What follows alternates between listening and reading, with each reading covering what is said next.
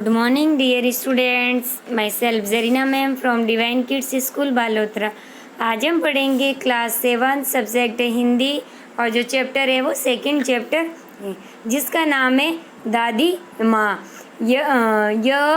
किसने ये जो पाठ है वो उसके लेखक है शिव प्रसाद सिंह।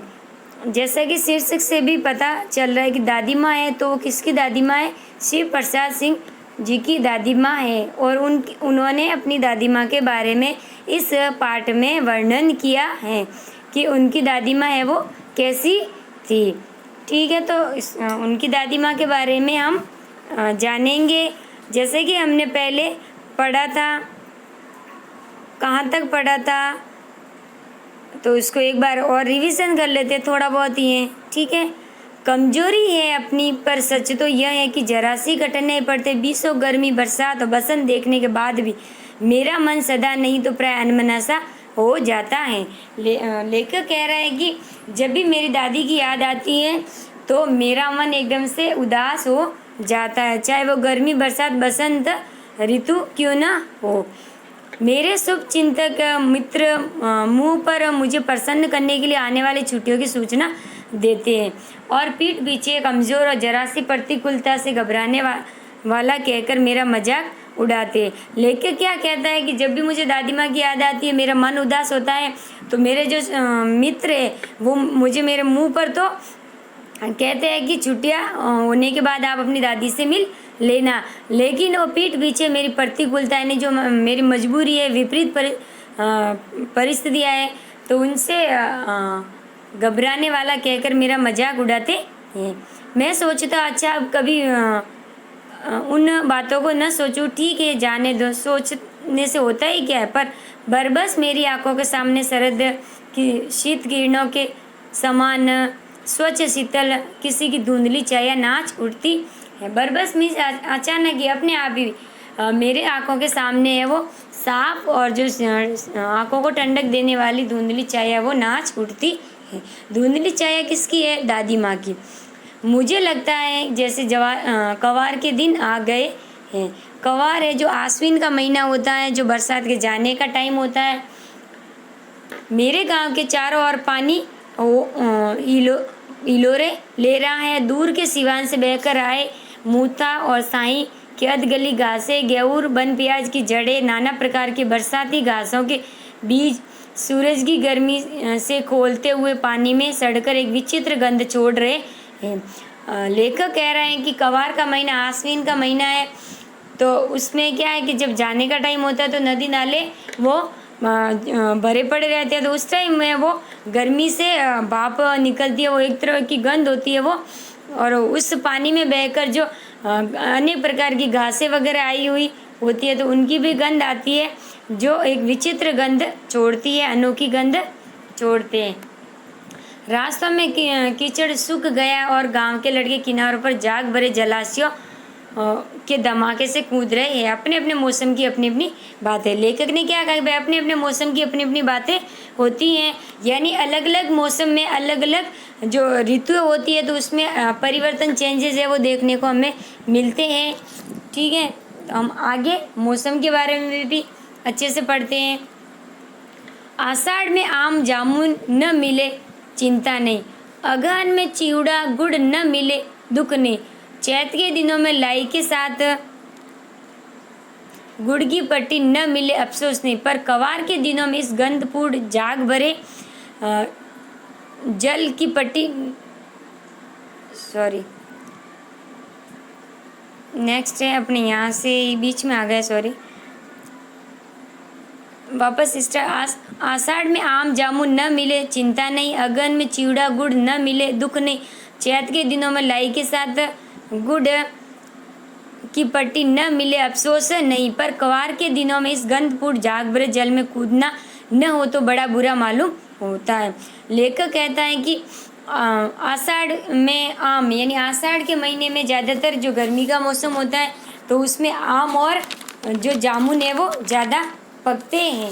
और आषाढ़ का महीना है वो कब आता है? जून जुलाई में आता है, तो उस टाइम में वो आम और जामुन ज़्यादा होते हैं। और यदि वो न मिले तो चिंता नहीं, अगहन मीन्स होता है जो माघ शीर्ष का महीना होता है, नवंबर और दिसंबर होता है, जिसमें चिवड़ा और गुड़ न मिले दुख नहीं।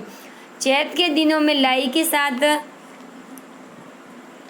गुड़ की पट्टी न मिले अफसोस नहीं, पर कवार के दिनों में इस गंध पूर्ण जाग भरे जल में कूदना न हो तो बड़ा बुरा मालूम होता है। लेखक कहता है कि कवार के महीने की, आश्विन महीने की बात कर रहा है कि वो मौसम इस तरह का होता है जो जाते हुए बरसात का मौसम होता है, तो उस टाइम और भी सुहाना लगता है।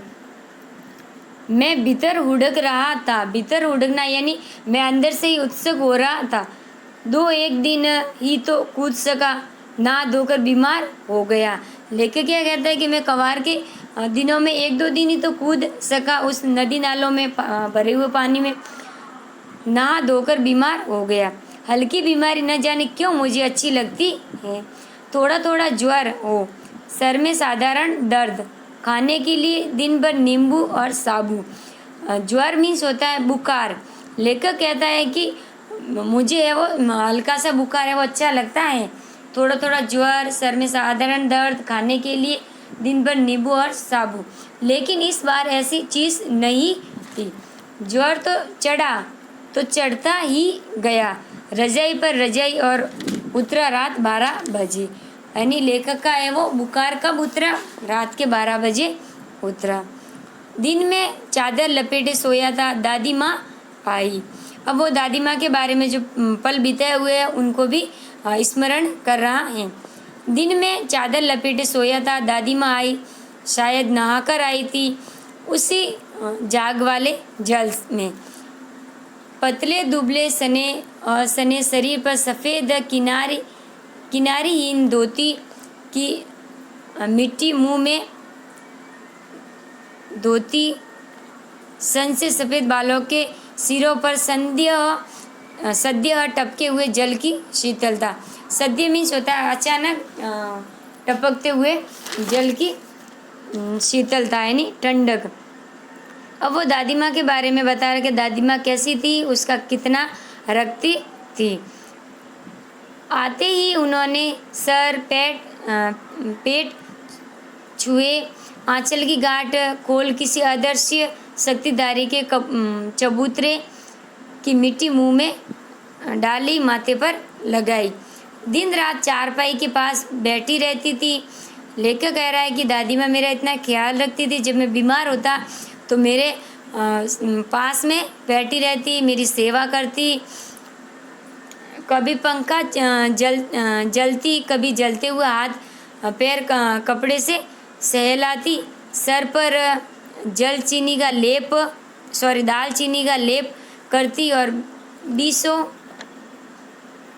बार छूकर ज्वर का अनुमान करती।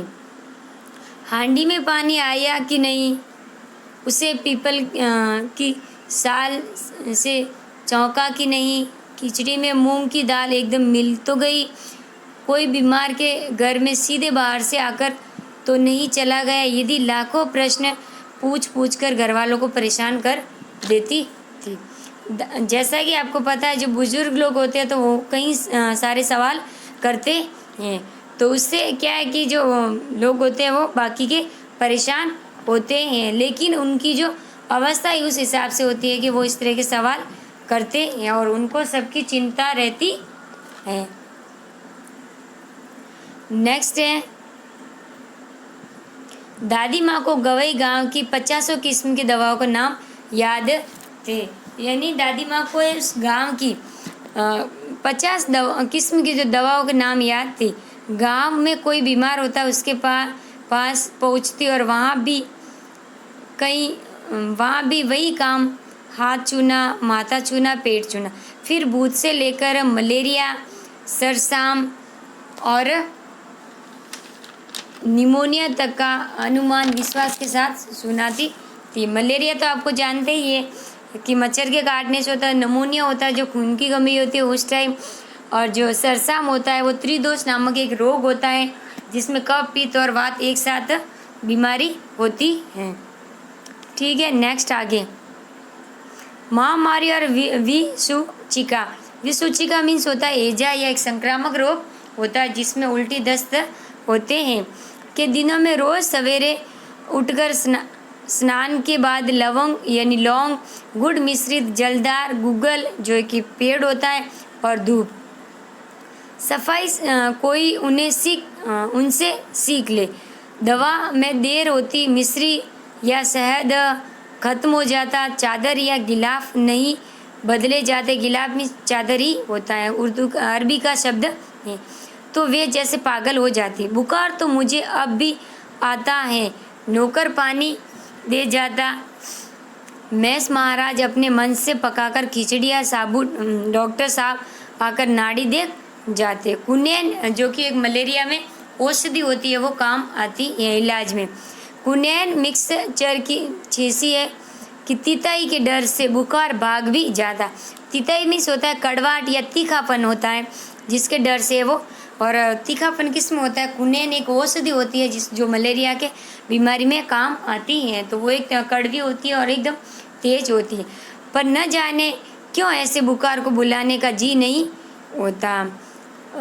अब क्या कह रहा है कि ऐसे जो बुखार है उसको बुलाने का जी नहीं होता। तो इसके कठिन शब्दार्थ हैं ये है।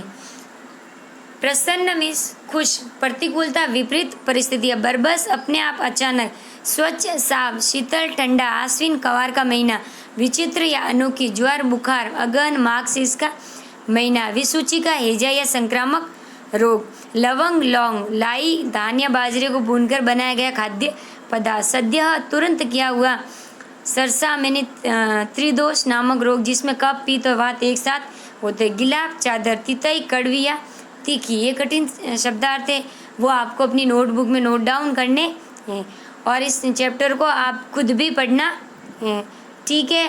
तो आप इसको होमवर्क में कर लेना। नेक्स्ट का जो हम प्रश्न उत्तर है वो नेक्स्ट हम कंप्लीट चैप्टर करेंगे, उस टाइम उन प्रश्न के उत्तर भी हम जानेंगे और होमवर्क में भी आपको प्रश्न उत्तर करने को मिलेंगे। अभी तो बस इतना सा ही, ठीक है। Okay bye.